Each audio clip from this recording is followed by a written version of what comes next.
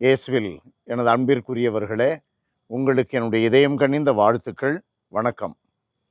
அன்பானவர்களே, நம்முடைய மீட்பரும் ஆண்டவருமான இயேசு கிறிஸ்துவினுடைய தாய் அன்னை மரியா அவருடைய அற்புதமான நாள் இது. அன்னைக்கென்றே, அன்னை மரியாவிற்கென்றே அர்ப்பணிக்கப்பட்ட இந்த மே மாதத்தினுடைய கடைசி நாள்.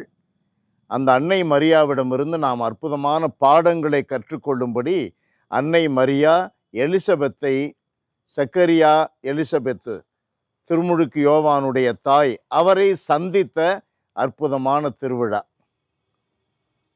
அன்பானவர்களே, நம்முடைய தாய் மரியாவிடமிருந்து நாம் கற்றுக்கொள்ளுகின்ற பாடம் என்ன? எலிசபெத்தை அவர் சென்று சந்தித்தார். எந்த ஒரு தருணத்தில் சந்தித்தார்? வயதான காலத்தில் அவர் கடவுளுடைய அற்புதமான ஒரு வல்லமையினால்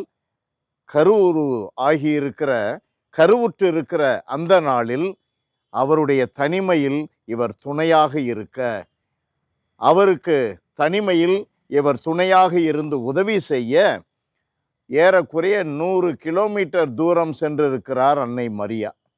நசரேத்தூரிலிருந்து ஐன்கரியம் என்ற அந்த ஊருக்கு, திருமுழுக்கு யோவான் ஊருக்கு சென்றிருக்கிறார் எலிசபெத்துக்கு உதவி செய்ய. அன்னை மரியாவிடமிருந்து கற்றுக்கொள்ளுகின்ற பாடம் என்ன?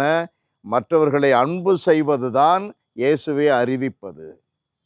மற்றவர்களுக்கு உதவி செய்வதுதான் இயேசுவுக்கு சான்று பகர்வது. இயேசுவினுடைய சீடனாக விளங்குவதற்கு செய்ய வேண்டியது என்ன? அன்பு செய்வது. அதை வெளிப்படுத்துவதில் உதவி செய்வது. இயலாதவர்களோடு, வயதானவர்களோடு, நோயாளிகளோடு, தேவைப்படுபவர்களோடு நாம் தங்கி இருப்பது, உடன் இருப்பது. அன்னை மரியா அங்கே இருக்கிறார். 3 மாதம் அளவும் அங்கே தங்கி இருந்தார்.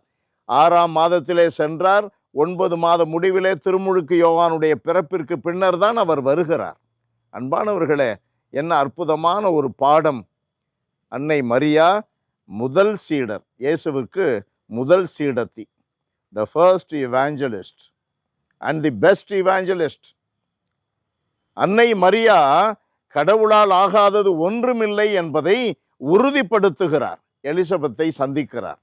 சந்திப்பில் என்ன நிகழ்கிறது? ஒருவருக்கு உதவி செய்தால், ஒருவருக்கு அன்பு காட்டினால், ஒருவர் உடன் இருந்து அந்த இருத்தலின் வழியாக அவருடைய ஆறுதலுக்கும், அவருடைய ஆதரவுக்கும், அவருடைய மகிழ்ச்சிக்கும் நாம் காரணமாயிருந்தால் என்ன நடைபெறுகிறது பாருங்கள். தூய ஆவி எலிசபெத்தவான் மீது இறங்கி வந்தார். அவர் நிரப்பப்பட்டார். அதனால் இறைவாக்கு பிறக்கிறது.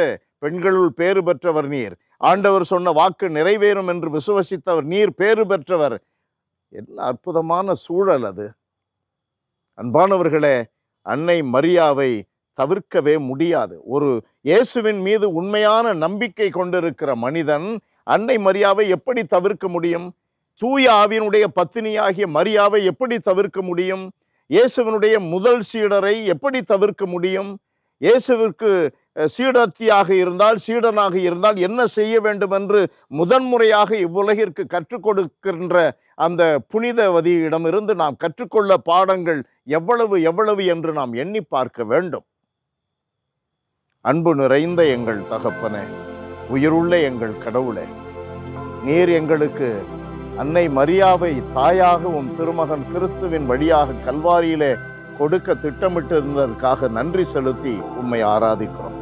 ஆண்டவரே, இந்த தாயை போல நாங்கள் ஒவ்வொரு நாளும் பிள்ளையாக வளருவதற்கு, இந்த தாய் திருமகன் கிறிஸ்துவை பின்பற்றியதை போல நாங்களும் அந்த அடிச்சுவடு தவறாமல் உம்மை பின்பற்றுவதற்கு அற்புதமான நிலையான பாடமாக அன்னை மரியாவை எங்களுக்கு கொடுத்துள்ளீரே.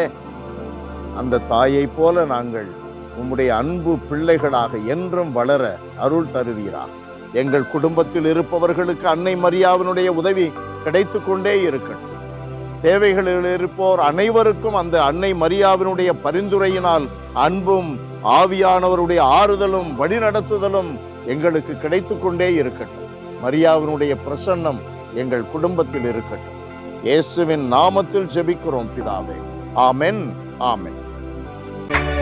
அன்னை மாமரி எங்கள் அன்பின் தாய்மரி, என்றும் உந்தன் புகழை பாடுவோம்.